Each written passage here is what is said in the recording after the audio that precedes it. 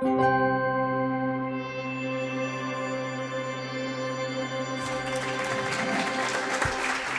morning, everybody. It's I'm really happy to be here. It's exciting to be at another Cap per Mil meeting, and especially during the COP. At the COP, there's so much talk about soils, about agriculture, a lot of side events focusing on agriculture, on ambition in the NDCs, etc. So it's again a very exciting time. Before I dive too deeply into the soils as a climate solution, which of course is my main topic, I want to step back just a little bit and share with you a little bit of why the Nature Conservancy is putting so much effort into soil management, and especially the supporting science needed to increase ambition around soil carbon sequestration. So I'm pleased to... The Nature Conservancy is a large environmental NGO, in case some of you aren't familiar. We're based in the United States, but we work in 70 countries worldwide. And we're a science-based organization, so all of our strategy is based on science. And a few years ago, we were interested in the question of if we achieve the Sustainable Development Goals, if we achieve, eradicating poverty, eradicating hunger, clean water for all, what's the likely environmental outcomes from that sort of a scenario? And if you look at a business as usual scenario, which we did through an elaborate modeling exercise, scenario exercise, the future looks pretty grim for the environment in terms of climate and fisheries and air quality. So the question was, is it possible to do it differently? Is it possible to have better environmental outcomes while at the same time achieving all of the social agenda of the Sustainable Development Goals? And our scenarios predict that yes, it is indeed possible. We could have much better outcomes here on the right side, greener and brighter future, with lower global temperatures, with much improved air quality and less deaths from bad air quality, better fisheries, and greater levels of land protection. So we said, okay, then our next question is, well, what are the threats to achieving that more sustainable future? And of course, the threats are many, including things like climate change. What we did was focus in on what can the Nature Conservancy actually do to help contribute to achieving this more sustainable future that we're looking for. And we're focusing in on 4 areas where we really think that Nature Conservancy and other environmental NGOs in particular can actually help. And that is in tackling climate change, in protecting land and waters, in providing food and water sustainably, and in building healthy cities. So that's our agenda going forward. We're doubling down in these areas with all the weight that we can bring ourselves and our partners.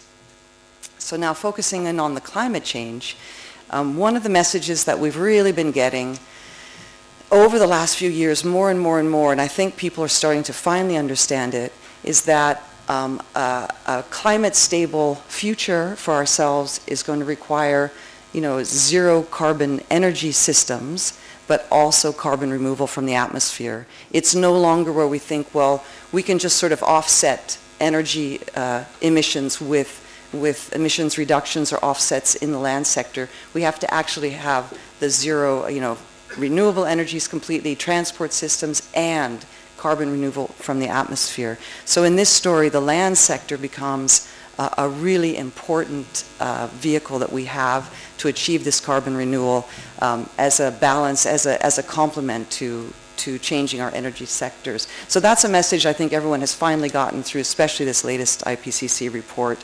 Are all the scenarios require both changes in the energy sector and in removing carbon from the atmosphere. And so we've launched a campaign this year and last year. We've been launching in collaboration with an awful lot of other NGOs and even business partners. We're calling it the Forgotten Solution. This is the billions-year-old technology of removing carbon from the atmosphere through our land sector, through our trees and plants and growth.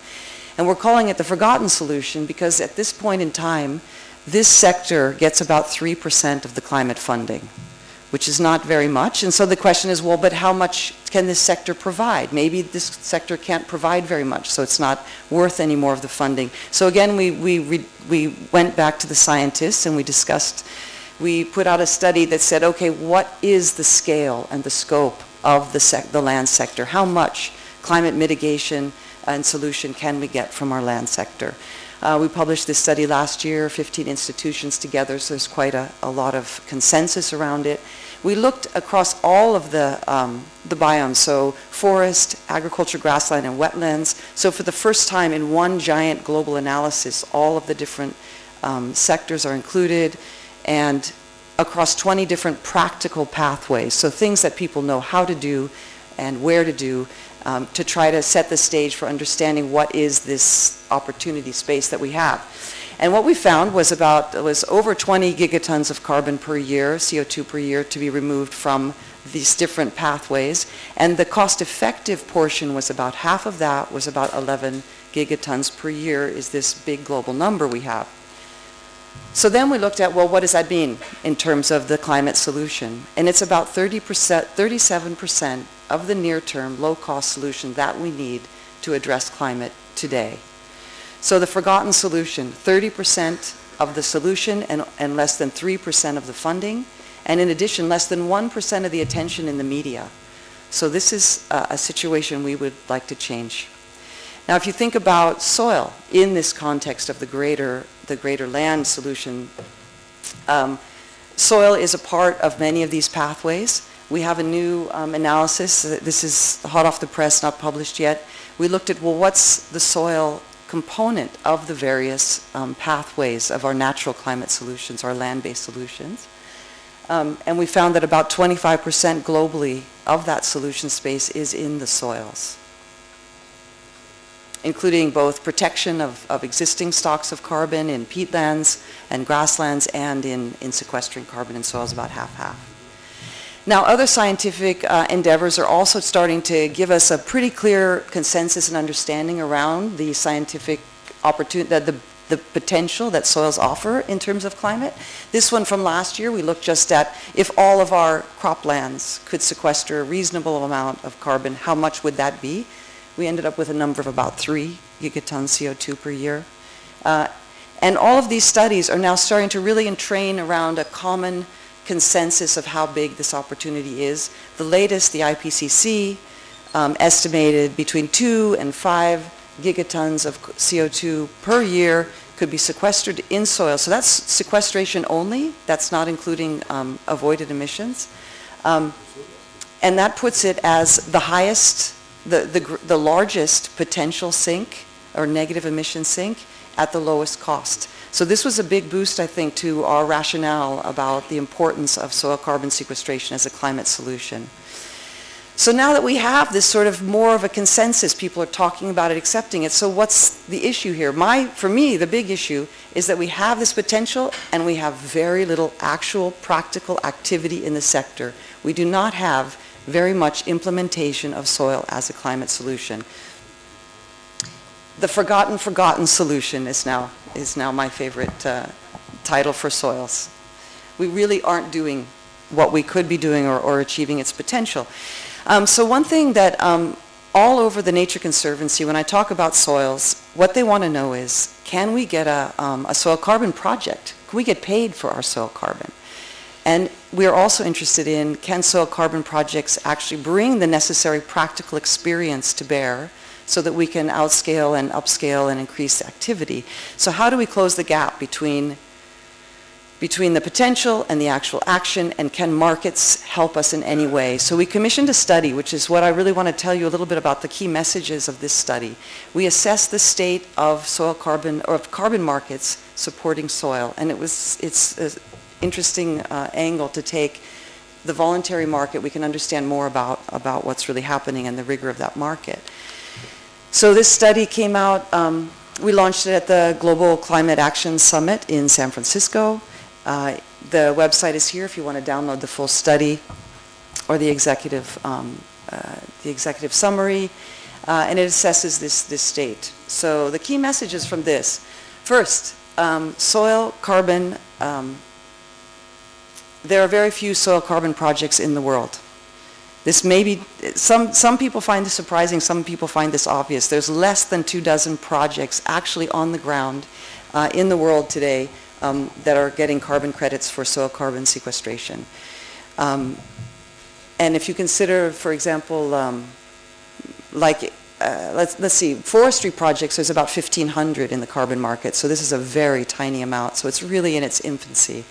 An example of a project that is a good example of what's happening. In the United States, the soil carbon projects are really avoided grassland conversion is really the main vehicle, so it's about avoided conversion, and there's several in the United States about this with the very large potential. The next message, sorry, I don't have my thing here, so I'm making sure I'm giving the right message. Okay, yes, technical issues are much less of a problem than commonly thought. This, I think, is very important. We hear an awful lot that there's these technical issues, the uncertainties, we don't know how to implement these projects or monitor them, and that's the problem. But in fact, if you look into the markets, that is not the problem. We have protocols for grasslands, we have protocols for wetlands, we have protocols for smallholder farming that you can actually pick up and adapt and use at this stage. Just yesterday I heard the Environment Minister from New Zealand say that they have he presented their entire NDC around agriculture, and then he said, but we don't include soil because you can't measure it, right? But that's actually not the case. We can, through these protocols, reliably develop projects. An example I'd like to give of this is our Northern Kenya project, the Northern Rangeland Trust. This is semi-arid grasslands, pastoralist societies, rangeland management practices to sequester carbon and improve livelihoods, etc. And this is a pretty unlikely place to get a carbon project because the amount of carbon you get per hectare of land is low. But we have a carbon project there for soil carbon, so it can be done. Another important message from the report is that a lot of the barriers that we've been seeing and that we know about are now balanced with new opportunities. So we have the difficulty of the upfront costs of implementing projects, but we also have a great potential in these voluntary markets with new aviation offsetting come on board and things like that, for example. Another important thing is that size and scalability, we don't want to undercut the difficulties. It is difficult when you have, for example, 60,000 smallholder farmers, like in the case of the Kenya smallholder farming project, over only 45,000 hectares of land. It does make it a different kind of a challenge than carbon projects in the energy sector. We have to acknowledge that and manage it. One thing that I think is really important is that these markets, voluntary market is never going to get us anywhere without support from the public sector.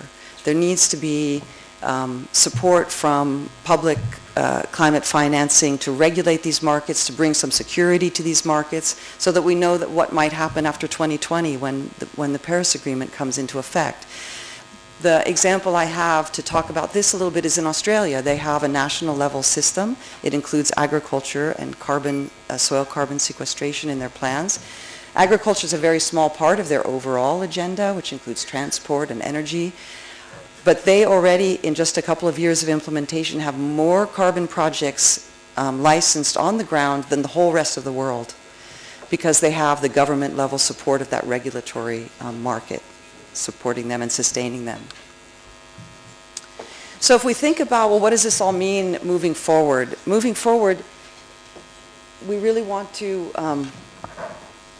accelerate action in terms of the political strategy development that will underpin these kind of projects.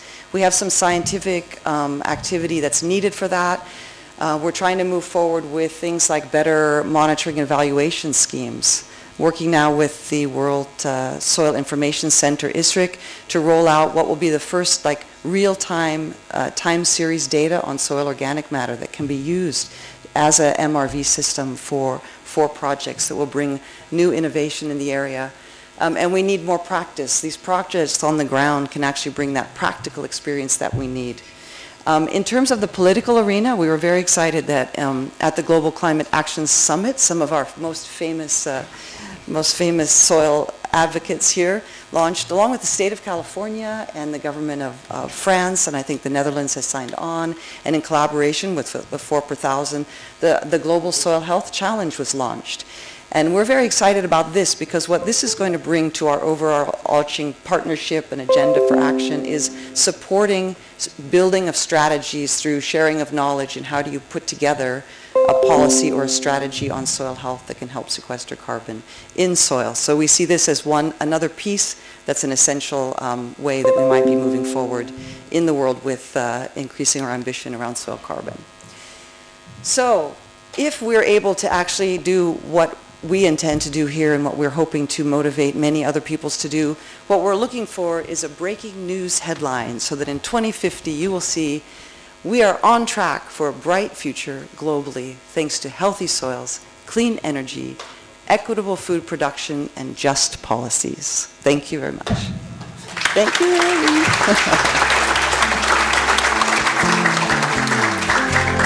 I want to shout out our headline to Ellie Cohen, who's sitting here in the back from California, Point Blue Conservation, who gave me the idea of this headline to end the talk.